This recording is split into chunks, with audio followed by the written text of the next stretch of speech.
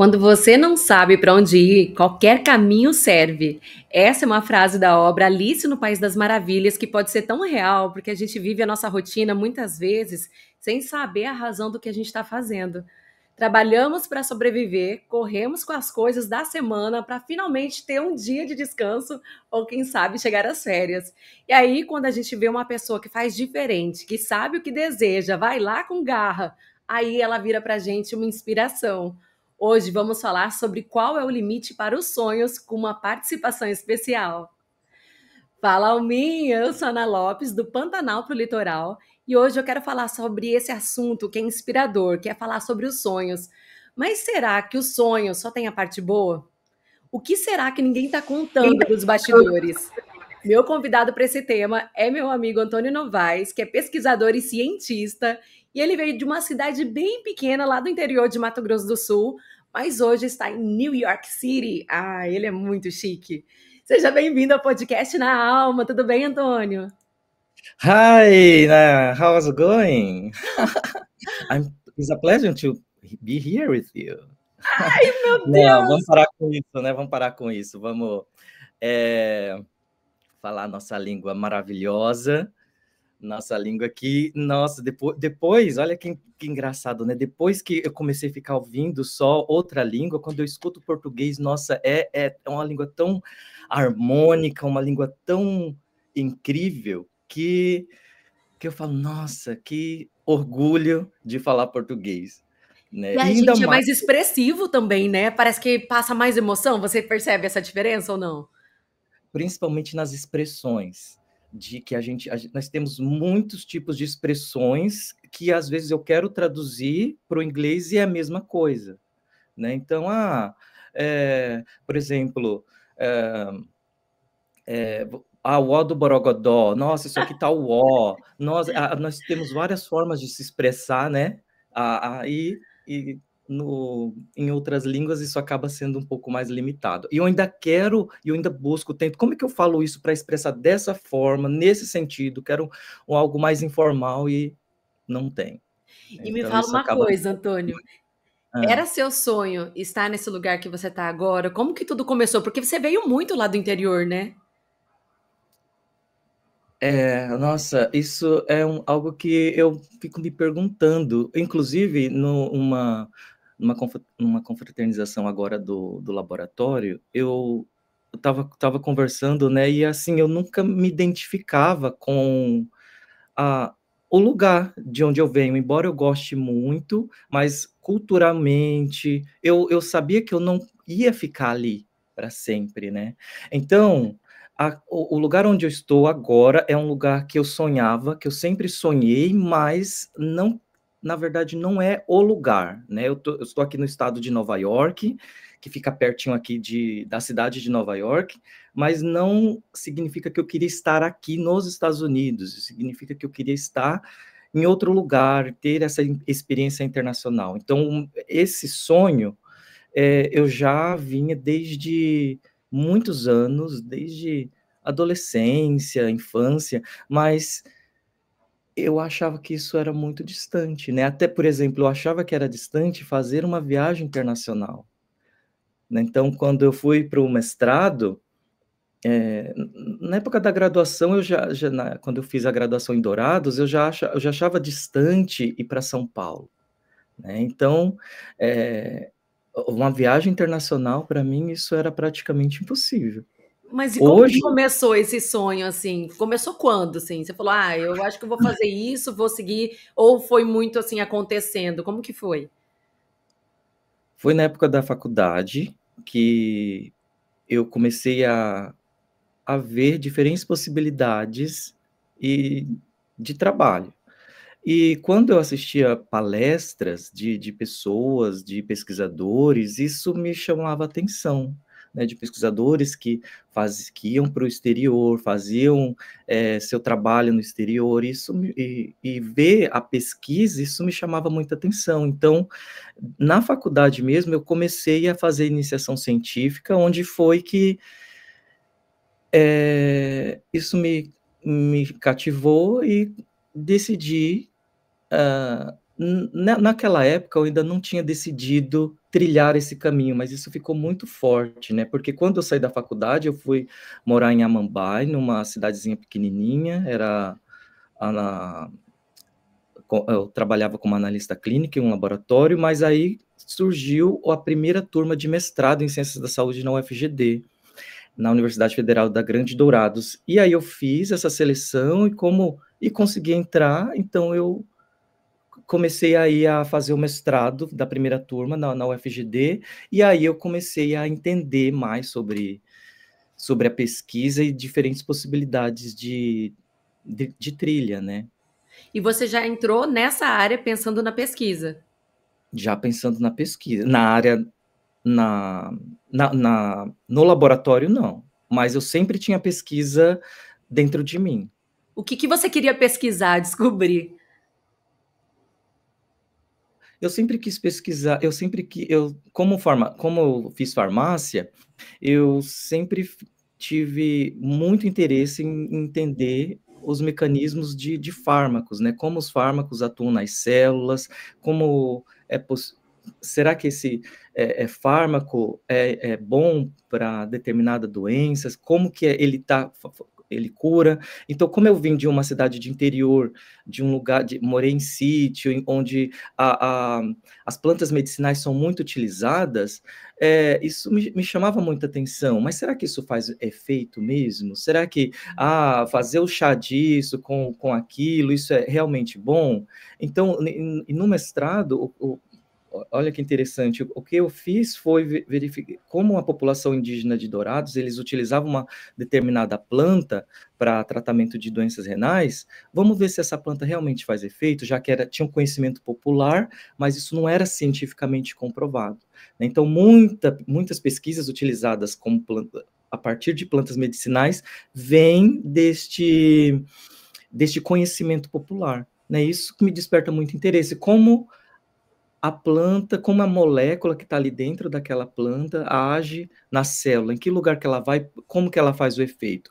Mas para entender isso, a gente precisa saber como que ocorre a doença, né? E antes disso, como que a célula funciona fisiologicamente. Como, por exemplo, quando a gente tem um problema, a gente sabe como um carro, ele funciona, mas ele tem um problema, a gente precisa detectar o problema, que seria a doença. E aí, como que a gente faz essa reparação? Que vai no mecânico e o mecânico conserta, ele entende, faz o diagnóstico e conserta ali. Né?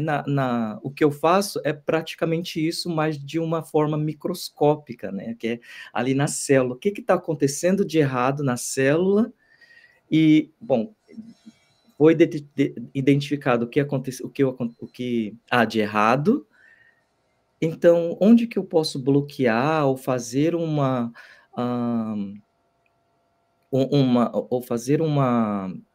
estratégia para que volte a funcionar corretamente, né? Então Não. isso acabou me cativando e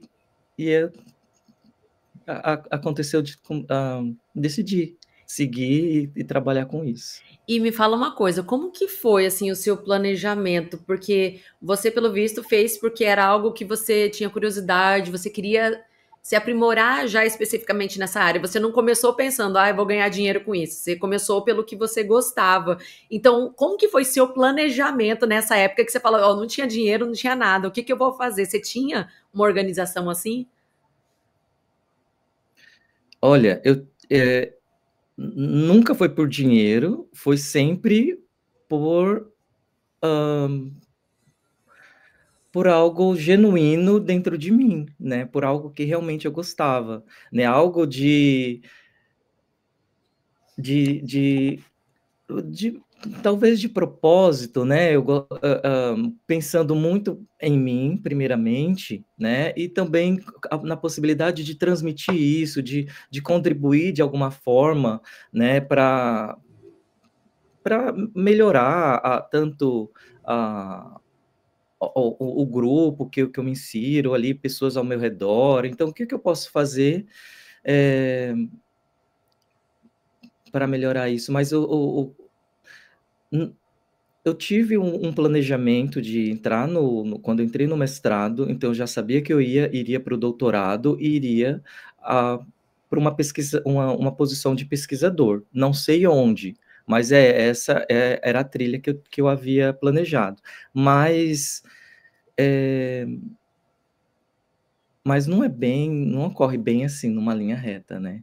Há muitos a idas e subidas e descidas nesse trajeto que faz com que a gente demore ainda de alcançar, mas de qualquer forma, quando a gente vê essa montanha-russa de situações que acontecem, é legal de qualquer forma, tanto os momentos altos e os momentos baixos também são bons pra gente. E você estudava e você trabalhava nessa época? Porque, pelo que a gente sabe, pelo que a gente sabe, pelo que eu soube da sua história, é que você sempre foi uma pessoa muito estudiosa e tal, mas você chegou a trabalhar, estudar junto. Você não sabia onde que ia dar, mas você dava o seu melhor, tipo assim, no que você estava se propondo ali. Não, eu sabia sempre que ia dar certo, você acredita? Por mais que estava tudo ruim, eu sabia que ia dar certo. Por exemplo, hoje, agora, eu não sei se eu considero hoje num momento maravilhoso na minha vida. Você acredita? Eu tô aqui porque, assim, é como na vida de todo mundo, né, é muito a vida exige muito da gente, então em diferentes sentidos, então mas por outro lado, a gente tem tá bom, mas tá legal isso, vai passar, é algo, hã hã, por um bem melhor que vai acontecer, isso tá me fortalecendo mais. Por exemplo, no mestrado foi completamente sem dinheiro, com uma bolsa, mínima, que mal dava para se alimentar, né. Então eu morava lá em Dourados, e pra economizar eu pegava carona todo dia para ir para a universidade, então eu ia para a BR, dava com a mão, isso era algo bem comum de universitários, então para economizar o dinheiro do ônibus, eu dava com a mão para o pessoal que ia de carro e eles paravam então eu pegava foram 2 anos isso, fazendo isso, né. E aí depois, quando eu me mudei para São Paulo, aí a situação piorou, quando eu fui para o doutorado. Porque, já era uma situação que eu já não algo que eu achava que já não era tão alcançável, né, de ir porque eu fui para o programa para o melhor programa de nefrologia do Brasil, onde eu estava em laboratórios de pesquisadores renomados no mundo. Então, quando eu cheguei lá no programa, eu vi o nome de autores de livro lá, né, então estava dentro inserido em grupos de autores de livros, de pesquisadores, hã, extremamente famosos e reconhecidos, não só no Brasil como no mundo, né, então para mim aquilo foi, eh, algo que eu achava que seria inalcançável. No entanto, eu morava na periferia de São Paulo, no Campo Limpo, 1h30 para chegar no laboratório. E no começo eu não tinha bolsa ainda, então eu precisei arrumar um emprego, então eu trabalhava em hospital, mais periférico ainda, no Iboi-Mirim, então, ficava 2 horas do laboratório e eu trabalhava de madrugada, 12 por 36, então eu ia para o laboratório. Então, resumindo a rotina, em por quase um ano, eu saía de casa em torno das 7, 7h30, chegava no laboratório às 9h, saía do laboratório depois de 1h30, chegava no laboratório às 5 da tarde, pegava um ônibus, 2 horas até chegar no hospital. Chegava no hospital às 7 da noite, das 7 da noite eu ficava até às 7 da manhã. Das 7 da manhã eu pegava outro ônibus e voltava para o laboratório. E fiquei nessa rotina, exaustiva por alguns meses. Só que, olha, eu já percebi, isso não era um problema para mim, porque eu ficava em pé, detalhe que era em pé e um ônibus lotado. Só que, ah, eu olhava nas pessoas de manhã, como era tudo novo para mim, eu estava em São Paulo, tinha vindo do interior, então aquela fila para entrar no ônibus, aquele ônibus lotado, aquele trânsito, eu curti aquilo. É algo, eu não estou querendo romantizar, isso é horrível, mas para mim, como não tinha visto ainda, eu achava aquilo é, diferente. Então, e como eu estava indo para um lugar que eu queria estar, aquela trajetória, né, aquela situação horrível de estar em pé no ônibus lotado, para mim não me incomodava tanto. Enquanto eu via na cara das pessoas, de muitas pessoas, tristeza, cansaço, não via algo, não sentia que elas estavam felizes. Aí eu falei, então elas saem de casa, vão trabalhar, depois voltam, chegam em casa tarde, dormem, no outro dia a mesma coisa e ficam nessa rotina até um dia se aposentar, talvez. Eu falei, como que vai ser assim? Então, assim, eu sempre agradecia por estar numa situação que eu queria, né? Que eu me coloquei, e então, ah, como eu tinha algo a alcançar, né? Tu estava ali, nessa época era o doutorado, para mim, eu não me importava. E quantos anos que você tá agora? Parece que você viveu uma, assim, uma era em pouco tempo, você sente isso? Ah, é, é bem tenso, né? É bem tenso. Ah, eu sinto. Eu gosto muito de curtir o momento, né? De sentir o processo. Então, mas eu sinto que passa rápido, né? Então, eu sinto que passa rápido, já se passaram muito tempo, mas foi muito aprendido, muita coisa foi aprendida também nesse tempo, E com quantos né. anos você tá agora? Olha, quantos anos eu tô agora, quantos você acha? Eu tô curiosa, na verdade, por isso que eu perguntei. O quê? Até parece, até parece. Você já é doutor, já. Eu sabia que isso é muito interessante, quando eu dou aula, aí eu começo a explicar, falar, me apresentar um pouco, aí sempre tem um aluno que fala: "Ah, professor, quantos anos você tem?" Eu falo: "Oxe, quantos anos eu tenho?" Aí eu acabo nunca contando. Fala: "Ah, descubra." Aí eles começam a fazer cálculos, né: "Ah, deixa eu ver e tal." Uhum. E você não vai contar mesmo. É Ai, segredo? mas aí agora não, vou contar, 37. Ah, eu tava sondando já a sua idade, mas você é muito novo ainda. Imagino que tenha muita coisa ainda, muito chão, né, pela frente. Mas, ó, você me contando a sua história me lembrou muito uma pessoa que é bem famosa. Hoje em dia, assim, aparece mais, eu acompanho muito mais, que é um ex-nadador da seleção brasileira, Joel Jota. Não sei se você já ouviu falar. Ele Uhum. fala muito sobre alta performance. E ele fala das dificuldades da vida dele e que a cada dia que passava ele tentava se superar um pouco. Como ele nadava, num dia ele conseguia um tempo lá determinado, aí no outro dia ele tentava diminuir esse tempo, né, para ser cada vez mais rápido. Você acha que na sua vida essa ideia faz sentido de cada dia fazer um pouco melhor, se desafiar em alguma coisa? Não sei se depende da pessoa. Faz sentido sim se desafiar, eu sempre me desafio muito, mas é para quê que eu estou me desafiando? Para que eu estou, por exemplo, às vezes eu quero ficar numa zona de conforto.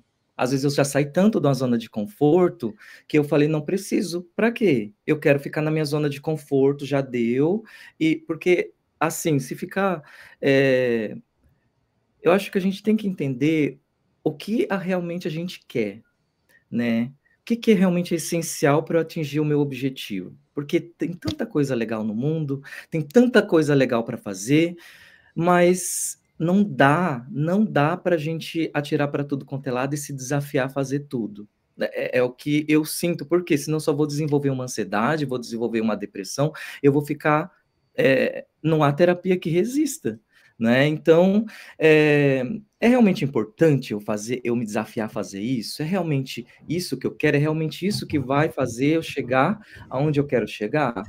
Não. Então não vou fazer. Então eu vou falar não para essa oportunidade que me apareceu. Por exemplo, quando eu cheguei aqui no eu, tenho um programa que eu sou pesquisador de pós-doutorado aqui na Stony Brook University, então no come eles sempre oferecem um programa, um workshop para você planejar a sua carreira e quando você sair. Porque tem um contrato, né, e eles já e aí você o que que você vai fazer depois? Só que para você fazer depois, você não precisa esperar terminar, você já tem que começar muito tempo antes, né. O que que você precisa ter daqui 3 anos? O que que você tem que fazer? Aonde como você vai fazer? Como que habilidades você precisa melhorar ou se aperfeiçoar? E aí eu fiz esse workshop. No final desse workshop, eu fui convidado para ser o líder, para liderar o workshop de outras da próxima turma. E aí me mandaram um e-mail, aí eu falei: "Nossa, que bacana". Eu acho que fiquei muito contente, mas aí eu neguei.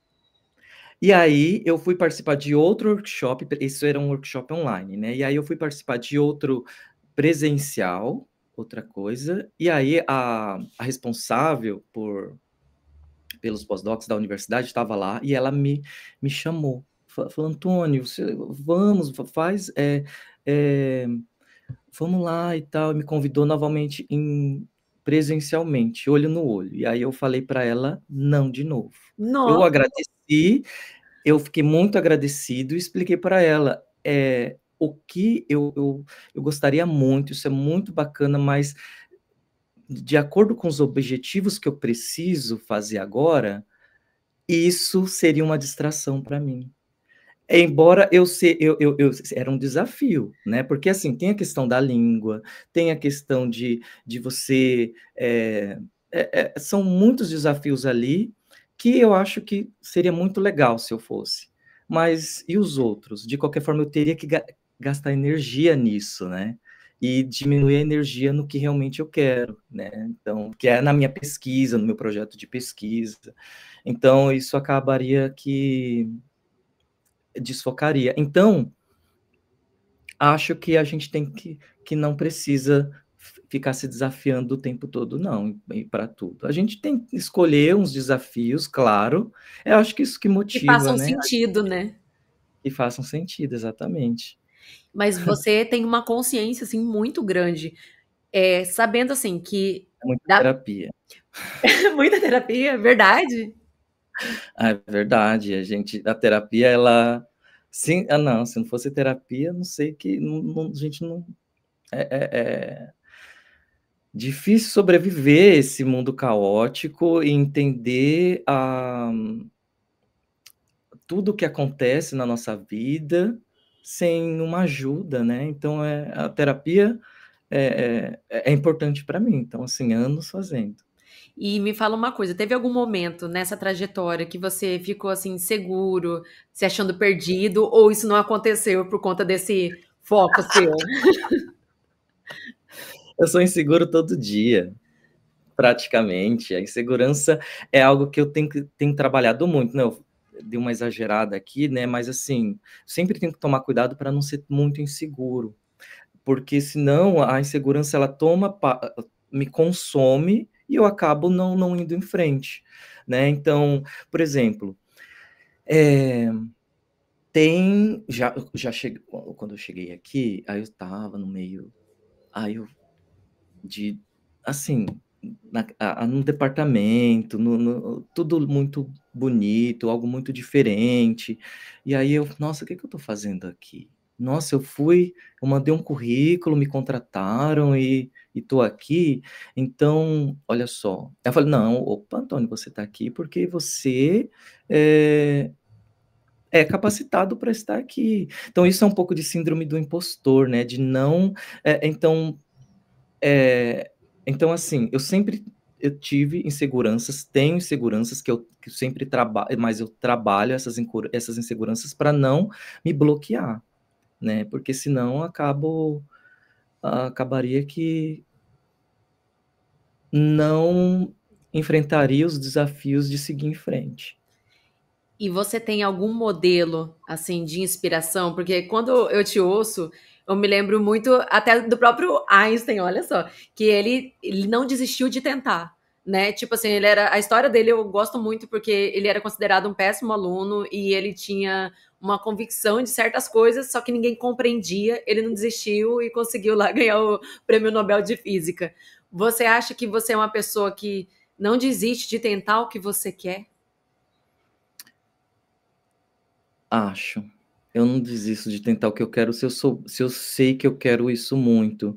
Eh, Isso acontece praticamente todos os dias no laboratório, quando os experimentos não dão certo, eu acabo fazendo e fazendo, e às vezes eu fico até 10 horas, 11 horas da noite lá repetindo e testando.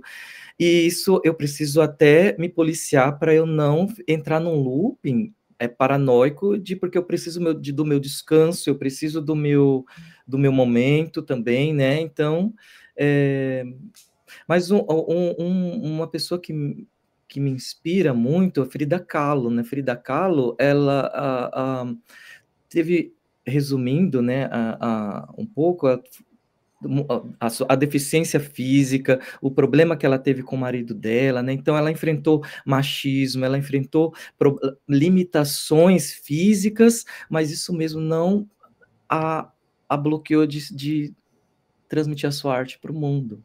Né? Então, eu já conhecia a história de Frida Kahlo, já tinha assistido umas peças em São Paulo, uma peça em São Paulo da Frida Kahlo, mas quando eu fui à casa dela, que hoje é um museu, na Cidade do México, e você vê lá a cadeira que ela sentava, todos os acessórios que ela utilizava para fazer a arte dela, mesmo frente às limitações, nossa, aquilo é surreal. Mas assim, foi uma limitação ela tinha muitas limitações, mas não impediu que ela fosse em frente, né, de fazer aquilo que ela realmente gostaria. Mas a gente tem limitações. A gente também precisa entender as nossas limitações em todos os sentidos, né? Então, às vezes eu tenho um sonho e esse sonho, será que ele é alcançável? Dependendo da pessoa, ele pode ser alcançável ou não, pode ser, né? A gente vive no Brasil, principalmente, que é um país muito desigual, as pessoas acho que as pessoas acabam tendo seus sonhos limitados. Elas têm muitas pessoas, pelo fato de não possuir acesso a uma boa a uma boa educação ou boas experiências durante a infância, durante a adolescência, que acabam as limitando de conhecer outras possibilidades e permitir elas a sonhar, né. Então, o dinheiro é muito importante, nisso. Ah, é, eh, então acho que A Frida é sua inspiração, você segue firme e forte, não desiste.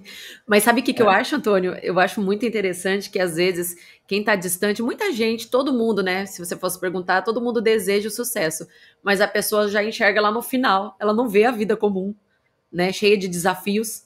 O que que você tem que enfrentar e o que você tem que olhar para você não desistir do percurso, porque às vezes é exaustivo mesmo. Se você não tem essa convicção interna do caminho que você quer ir, você pode se sentir desanimado, né?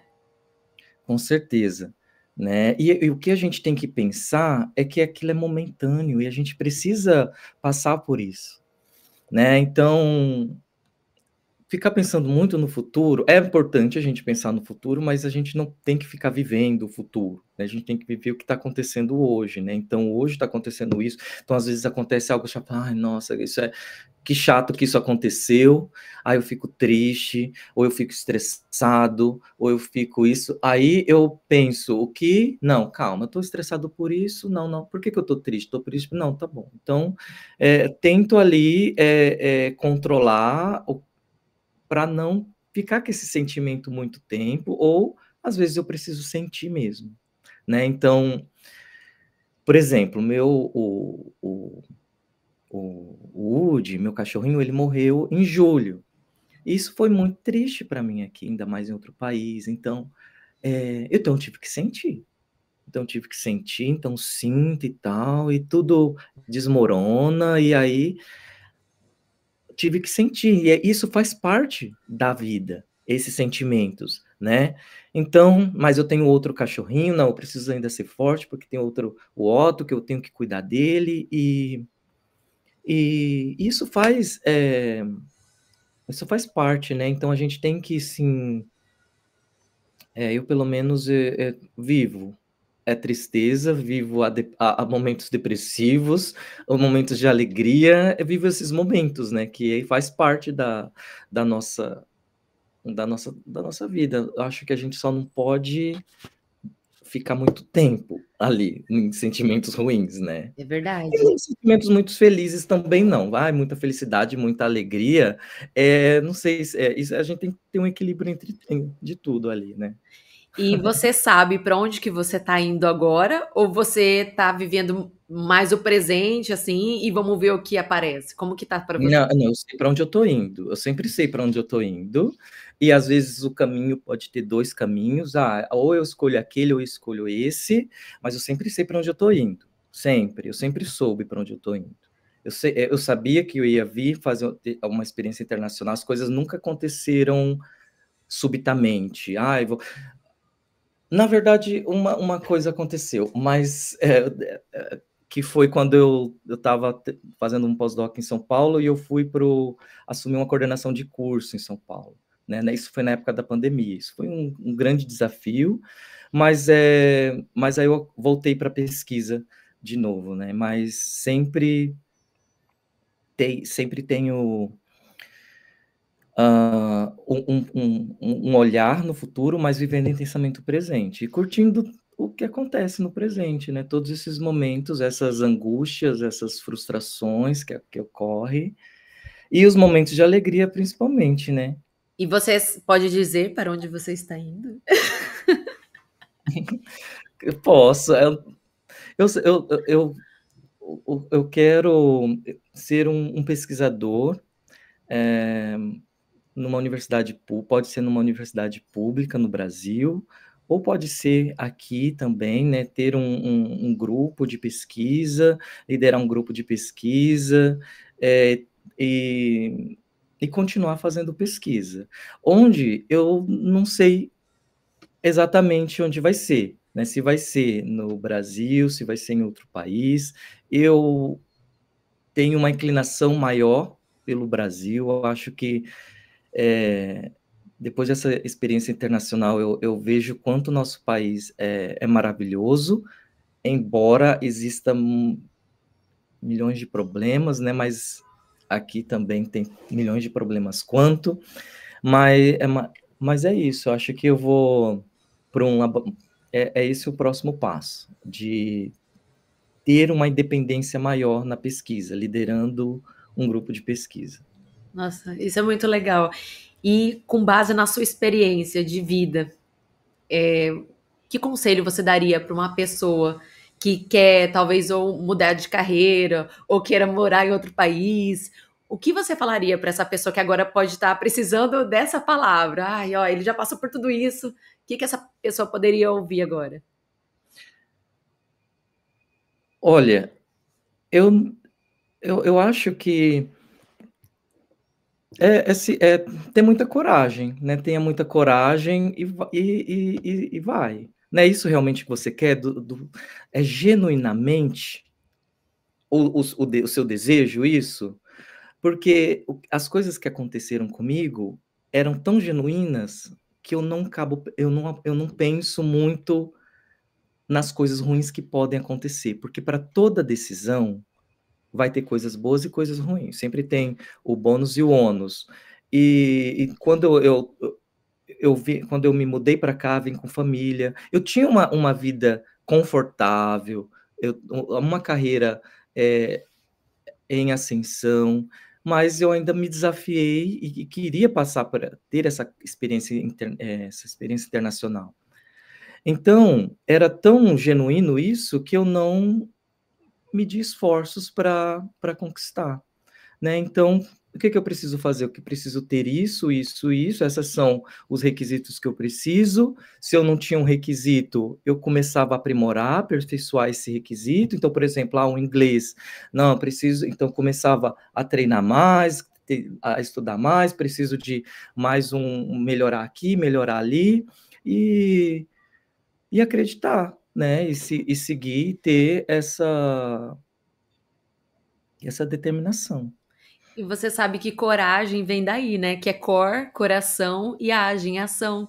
E é a força, então, do coração que te move para algum lugar. E é exatamente isso que é necessário, a coragem de fazer o que realmente sente que é o certo, que aí você vai conseguir superar mais facilmente os desafios. Exatamente. E a gente tem que entender também que às vezes as coisas não acontecem naquele momento que a gente quer, né? Então, às vezes a gente não está preparado o suficiente para aquele desafio naquele momento. Então, a gente espera um pouquinho, tem um pouco mais de paciência e vai ali trilhando, trabalhando para que estejamos preparados para quando esse momento chegar, né? Ai, É muito isso. bom. É. Ah, eu adorei. Eu tô assim me sentindo muito inspirada.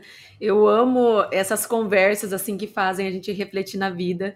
E eu agradeço muito pela sua disponibilidade, Antônio. Eu imaginei que não fosse assim tão fácil por conta da sua correria, mas eu acho muito engrandecedor tudo, sabe? Tudo que a gente conversou aqui. Eu falo que primeiro essas palavras, tudo que chega pra gente primeiro é pra gente, né? Como que eu vou usar tudo isso, esse intercâmbio, né, de informações e de troca. E aí depois a gente consegue levar essa informação para outras pessoas, levar esse sentimento, talvez esse empurrãozinho que a pessoa precisa, porque realmente a vida não é fácil, né? E aí quando a gente vê que a pessoa tá, nossa, tamo indo, sem desistir. Aí isso é muito motivador. Então, agradeço demais por hoje. Eu que fico lisonjeado de participar aqui do seu podcast, de estar aqui falando um pouco para as alminhas. É muito. Eu achei muito rápido, foi muito legal. Eu Que amei. bom. Muito obrigado pelo convite. E é isso, a vida ela não é simples, né? A vida ela não é simples, é complexa, é cheia de emoções. Cabe a nós controlar essas emoções, entender que elas fazem parte, mas a gente precisa controlar, né? Não dá para deixar essas emoções ruins, principalmente exacerbar e bloquear a, a gente de seguir em frente. É isso aí. E para você que estava ouvindo até agora o podcast Na Alma, muito obrigada e até o próximo podcast. Tchau!